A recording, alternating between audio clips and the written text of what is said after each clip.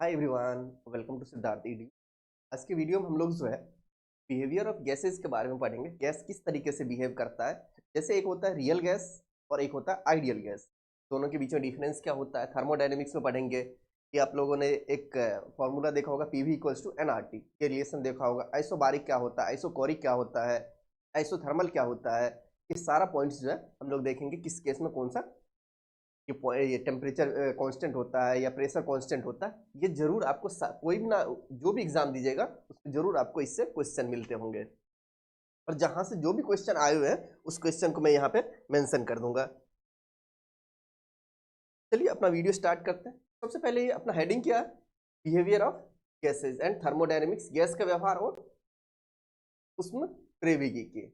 तो सबसे पहले ये देखते हैं हम लोगों के एटमॉस्फेयर में जो भी एयर जो होता है वो तो रियल गैस नहीं है, आइडियल गैस नहीं है, वो रियल गैस है। सबसे पहले आइडियल गैस फॉर्मूला आपसे पूछा गया है कई बार, क्योंकि आदर्श गैस फॉर्मूला क्या है।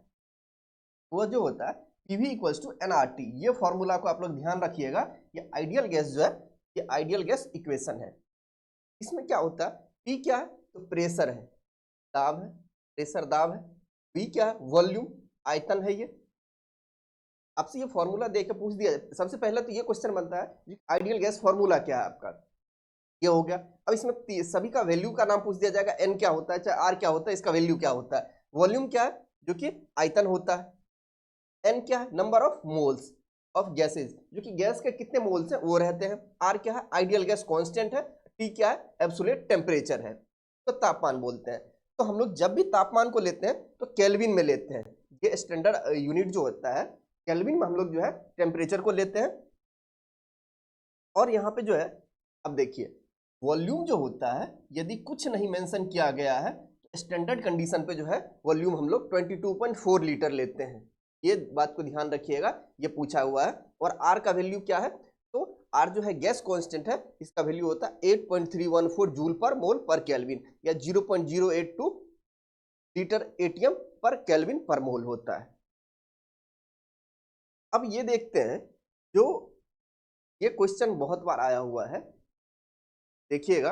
अब प्रीवियस ईयर में आपने देखा होगा सारे एग्जाम आए हुए, पीसीएस में भी आया हुआ है, एसएससी में भी, रेलवे में भी आया हुआ है, जो कि रियल गैस जो होते हैं वो आइडियल गैस के जैसा एक आदर्श गैस के जैसा कब बिहेव करता है। A real gas behave as an ideal gas at high temperature and low pressure. इस चीज को ध्यान रखिएगा, ये बहुत ही इंपॉर्टेंट पॉइंट है, जो कि रियल गैस आइडियल गैस के जैसा कब व्यवहार करता है। तो वास्तविक गैस जो है आदर्श गैस जैसा होता है, अधिक तापमान पे और कम दाब पे। अब यहां से जो कुछ जो है, जैसे ये जो आइडियल गैस इक्वेशन है पीवी इक्वल्स टू एनआरटी, तो इसमें जैसे प्रेशर को कांस्टेंट कर दिए तो क्या होता है, वॉल्यूम को कांस्टेंट कर दिए तो क्या होगा, आर को कांस्टेंट दिए, टेम्परेचर को कांस्टेंट कर दिए, ये दोनों तो कांस्टेंट ही है। और यदि आपको, हाँ यहाँ पे आर का वैल्यू मैंने बता दिया था, और एन का वैल्यू रखिएगा। एन क्या होता है, नंबर ऑफ मोल्स होता है। यदि नंबर ऑफ मोल्स का वैल्यू कुछ नहीं दिया हुआ है तो 1 लेते हैं। मतलब एन का वैल्यू क्या होता है 6.023 into 10 to the power 23 ATM होता है, एटम होता है। ये जो है एन का वैल्यू होता है। 1 मोल में कितना होते हैं एटम, एटम होते हैं 1 मोल बराबर 6.023 into 10 to the power 23 atom होते हैं।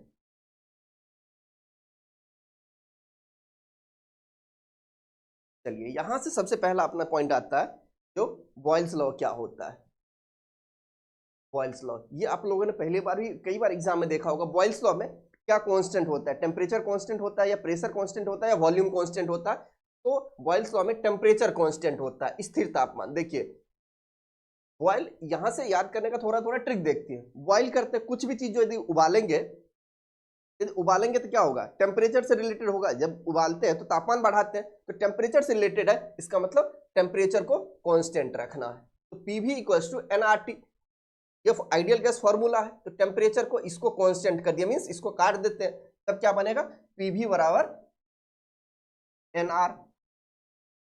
एनआर तो ये तो पहले से ही कांस्टेंट है आपका। तो पी इक्वल्स टू इनवर्सली ये क्या जाएगा, इधर नीचे जाएगा। यदि ये दोनों ये जो दिया हुआ है यदि इसमें से किसी को भी इधर करेंगे तो 1 बाय वॉल्यूम, ये होता है आपका एट कांस्टेंट टेम्परेचर पे। इसको याद करने की जरूरत नहीं है, बस आप फॉर्मूला याद कर लीजिएगा। और यदि बॉयल्स लॉ दिया तो बॉयल का मतलब क्या होता है, उबलना, उसके अनुसार टेम्परेचर को कांस्टेंट कर लीजिएगा।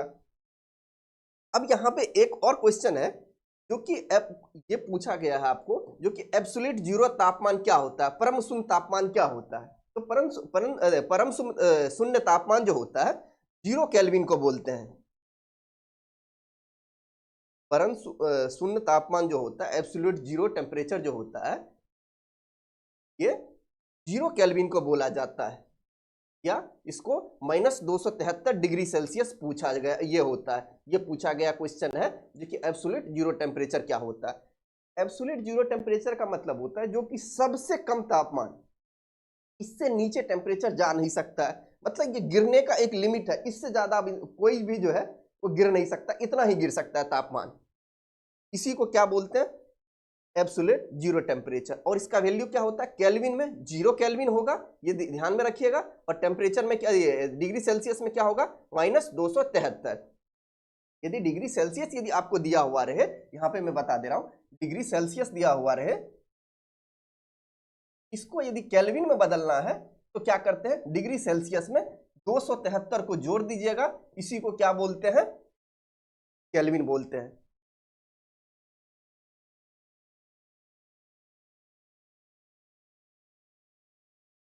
देख रहे हैं, क्योंकि 0 केल्विन बराबर कितना होता है, -273 डिग्री सेल्सियस है। अब नेक्स्ट क्या है अपना, चार्ल्स लॉ है। नेक्स्ट पॉइंट क्या है, चार्ल्स लॉ। चार्ल्स लॉ में क्या होता है, at constant pressure. Charles law जो होता है कांस्टेंट प्रेशर में, जैसे आपका आइडियल गैस इक्वेशन है PV = nRT, तो नंबर ऑफ मोल्स कांस्टेंट है, R कांस्टेंट है, प्रेशर को भी कांस्टेंट करना है। प्रेशर कांस्टेंट किया तो वॉल्यूम जो होता है डायरेक्टली प्रोपोर्शनल किसका हो जाएगा, टेम्परेचर का। तो ये ही बोलता है क्या, ये है आपको चार्ल्स लॉ। चार्ल्स लॉ पे जो क्या है, प्रेशर कांस्टेंट है।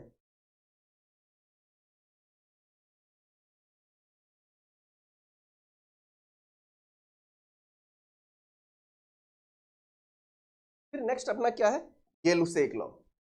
ये-लुसेक लॉ में क्या होता है, वॉल्यूम कांस्टेंट होता है। तो PV = nRT जो होता है, volume constant, N constant, R constant, तो प्रेशर बराबर डायरेक्टली प्रोपोर्शनल टू टेम्परेचर। आपका क्वेश्चन क्या रहेगा, यही क्वेश्चन रहता है, जो कि ये-लुसेक लॉ में क्या कांस्टेंट रहता है, तो वॉल्यूम कांस्टेंट रहता है। फिर नेक्स्ट क्या आता है, एवोगैड्रो लॉ।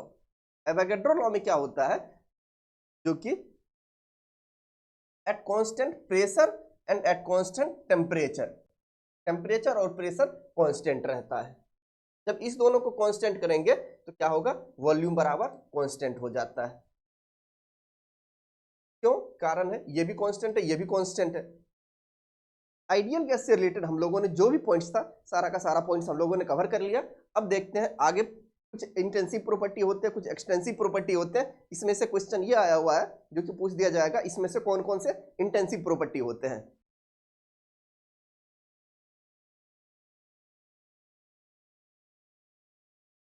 इंटेंसिव प्रॉपर्टी को हिंदी में क्या बोलते हैं, गहन गुण। का मतलब ये होता है, property which do not depends upon the size and quantity of matter but depends upon the nature of the substance. जो कि कोई भी पदार्थ होता है उसके अमाउंट पे कितना है या उसके साइज वगैरह पे नहीं डिपेंड करता है, बस ये डिपेंड किस चीज के पे करता है, उसका नेचर कैसा है उस पे डिपेंड करता है।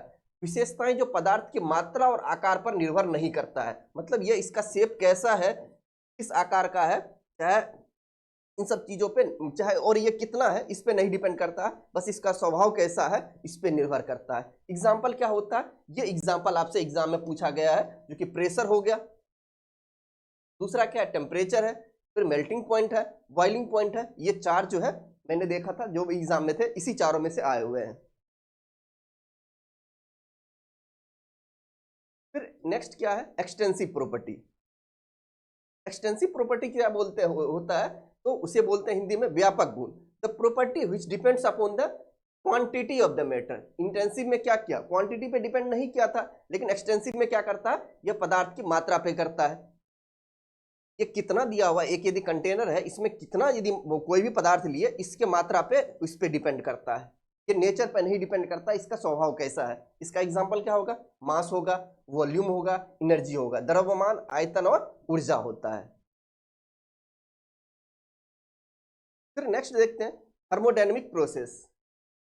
ये तो बहुत ही इंपॉर्टेंट पॉइंट है, आपको कई बार यहां से देखा होगा, जो कि आइसोथर्मल प्रोसेस क्या होता है, एडियाबैटिक प्रोसेस क्या होता है, आइसोबारिक प्रोसेस क्या होता है, ये हम लोग देखते हैं। आइसोथर्मल हिंदी में भी क्या बोलते हैं, आइसोथर्मल प्रोसेस। देखिए आइसोथर्मल टी है यहाँ पे, तो यहाँ पे क्या है, टेम्परेचर कांस्टेंट होगा, process in which temperature of the system is constant. जैसे ये रूम है, एक तरह का सिस्टम है, इसमें क्या करते हैं, तापमान को यदि कांस्टेंट कर देंगे तो इसे क्या बोलते हैं, आइसोथर्मल प्रोसेस बोलते हैं। फिर अपना नेक्स्ट क्या है, एडियाबैटिक प्रोसेस। एडियाबैटिक प्रोसेस जो होता है, in system in which heat is constant, heat को क्या करते हैं, कांस्टेंट रख देते हैं। तो देखिए दोनों में डिफरेंस ये रहता है, आइसोथर्मल में क्या होता है, टेम्परेचर कांस्टेंट, एडियाबैटिक में क्या होता है, हीट को कांस्टेंट कर देते हैं। तो क्या होता है, इस ये कंडीशन रहता है एडियाबैटिक प्रोसेस में। फिर नेक्स्ट क्या है, आइसोबारिक प्रोसेस। आइसोबारिक प्रोसेस का मतलब क्या होता है, प्रेशर क्या करना है सिस्टम का, जैसे कोई भी ये सिस्टम रहा, तो ये एक कंटेनर है, इस सिस्टम में क्या कर दिया, प्रेशर को यदि कांस्टेंट कर देते हैं तो क्या होता है, उसे क्या बोलते हैं, आइसोबारिक प्रोसेस बोलते हैं। फिर नेक्स्ट क्या है अपना, आइसोकोरिक प्रोसेस। तो आइसोकोरिक प्रोसेस में क्या होता है, तो वॉल्यूम कांस्टेंट होता है। आइसोकोरिक प्रोसेस जो होता है इसमें वॉल्यूम को कांस्टेंट रखते हैं, आयतन को क्या करते हैं, कांस्टेंट कर देते हैं। अब नेक्स्ट पॉइंट देखा होगा आप लोगों ने, इंडोथर्मिक रिएक्शन क्या होता है, एक्सोथर्मिक रिएक्शन क्या होता है, कौन से रिएक्शन में हीट की जरूरत पड़ती है, कौन से रिएक्शन में हीट बाहर निकलता है, ये देखते हैं। तो इंडोथर्मिक रिएक्शन जो होता है, reaction in which heat is absorb. कोई भी ऐसा रिएक्शन शुरुआत करते हैं, जैसे कोई रिएक्शन बनाया, इस दोनों को जोड़ना है, इससे क्या बना, ये बन गया, तो इस दोनों को जोड़ने के लिए जो कुछ ना कुछ ऊर्जा की जरूरत पड़ती है, हीट की जरूरत पड़ती है, उष्मा की जो जरूरत पड़ती है, उसी को क्या बोलते हैं, ये इंडोथर्मिक रिएक्शन। मतलब शुरुआत करने में ही जो है ऊर्जा की जरूरत रहती है, अभिक्रिया जिसमें उष्मा अवशोषित होती है, मतलब जरूरत हो रहा है। इसका डेल्टा एच जो होता है, एनर्जी इंथैल्पी जो होता है, तापीय धारिता पॉजिटिव होता है। आपको क्वेश्चन ये पूछा गया है, जो कि इंडोथर्मिक में जो होता है डेल्टा एच पॉजिटिव होता है या नेगेटिव, क्यों, क्योंकि इसको जरूरत है इसलिए पॉजिटिव बोलते हैं। फिर नेक्स्ट क्या है, एक्सोथर्मिक रिएक्शन, सॉरी यहाँ पे क्या आएगा, एक्सोथर्मिक रिएक्शन, एक्सोथर्मिक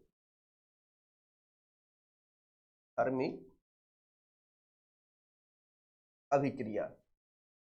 इसमें क्या होता है, reaction in which heat is release. जैसे दो को यहाँ पे रिएक्ट करवा दिए, ये जो रिएक्ट करवाए ये तीसरा बना, और क्या होगा, यहाँ से कुछ ना कुछ ये हीट जो है रिलीज होगा, उसी को क्या बोलते हैं, एक्सोथर्मिक रिएक्शन, अभिक्रिया जिसमें उष्मा जो होती है निकलती है वो रिलीज होता है। इसका जो होता है डेल्टा एच, यह जो है नेगेटिव होता है, डेल्टा एच जो होता है, इंथैल्पी जो होता है वो माइनस होता है। ये आपका क्वेश्चन रहेगा।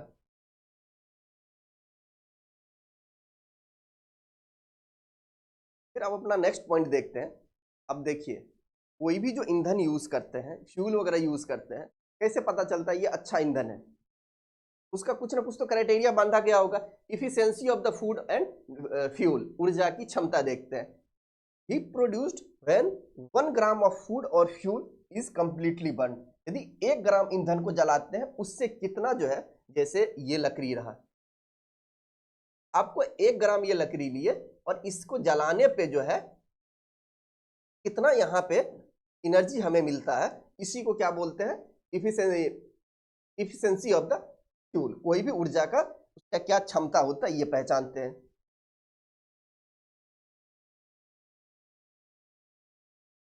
फिर यहाँ पे नेक्स्ट ये क्वेश्चन यहाँ का ये रहता है, जो कि greater the value calorific value better the fuel. जिसका कैलोरीफिक वैल्यू यदि बहुत अच्छा होता है, जिसका कैलोरीफिक वैल्यू जो है ज्यादा होगा, उसकी वो उतना अच्छा ही ईंधन माना जाता है। जैसे कैलोरिक वैल्यू ऑफ वुड कितना दिया हुआ है, तो 17 किलोग्राम पर joule. Calorific value of charcoal, कोयला जो होता है, इसका 33 किलोजूल पर ग्राम होता है। तो देखिए कैलोरीफिक वैल्यू जो होता है इसका ज्यादा है और इसका कम है, इसलिए यह जो है बहुत अच्छा ईंधन होता है। चारकोल जो होता है बेटर ईंधन होता है किसके तुलना में, वुड के तुलना में, लकड़ी के तुलना में। आपसे पूछा जाएगा, क्वेश्चन ये रहता है जो कि बेटर फ्यूल कौन सा है, बेटर फ्यूल। तो आपको ऑप्शन में ये दे दिया जाएगा, इसका कैलोरीफिक वैल्यू 70 है, दूसरे का कैलोरीफिक वैल्यू 80 है, 90 है। उसमें कैसे चूज करेंगे, जिसका कैलोरीफिक वैल्यू ज्यादा होगा वह बेटर फ्यूल कहलाता है।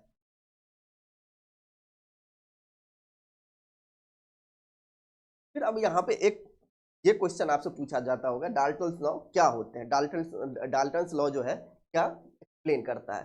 डाल्टन्स लॉ ये बोलता है, जैसे ये एक ये जो है कंटेनर ले लिए, एक ये कोई कंटेनर है, इसमें क्या करते हैं बहुत सारे गैस दे देते हैं। गैस 1 दे दिए, गैस 2 दे दिए, गैस 3 दे दिए, ये अलग अलग तरह का 3 तरह का गैस हम लोगों ने इसमें डाल दिया और इस ढक्कन को बंद कर दिया। ये जानते हैं ये भी जो भी गैस है इसके साथ ये रिएक्शन ना करेगा ना इसके भी साथ रिएक्शन करेगा, मीन्स ये खुद ब खुद अकेला रहेगा, ऑर्गेनाइज तरीके से रहेगा, नॉन रिएक्टिंग रहेगा। तो क्या करेगा, ये कुछ ना कुछ तो प्रेशर लगाएगा हर किसी का, तो जब यदि गैस देंगे तो वो तो फैल जाएगा। ये जो फैलता है तो इसका जो प्रेशर रहेगा अलग रहेगा, इसका प्रेशर अलग रहेगा, इसका प्रेशर अलग रहेगा। यदि आपसे पूछ दिया जाएगा इसमें टोटल प्रेशर कितना होगा, तो तीनों को प्रेशर को जोड़ दीजिए, pressure 1 plus pressure 2 plus pressure 3, इसी को क्या बोलते हैं, Dalton's law of partial pressure बोलते हैं।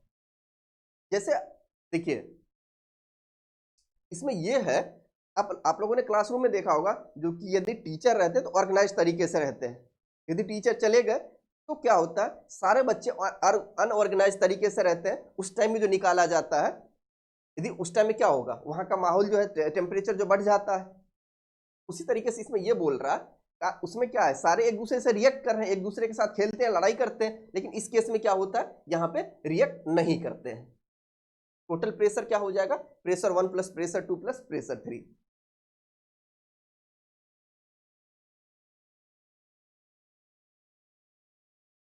चलिए, थैंक यू सो मच। आपको वीडियो कैसा लगा प्लीज जरूर कमेंट कीजिएगा।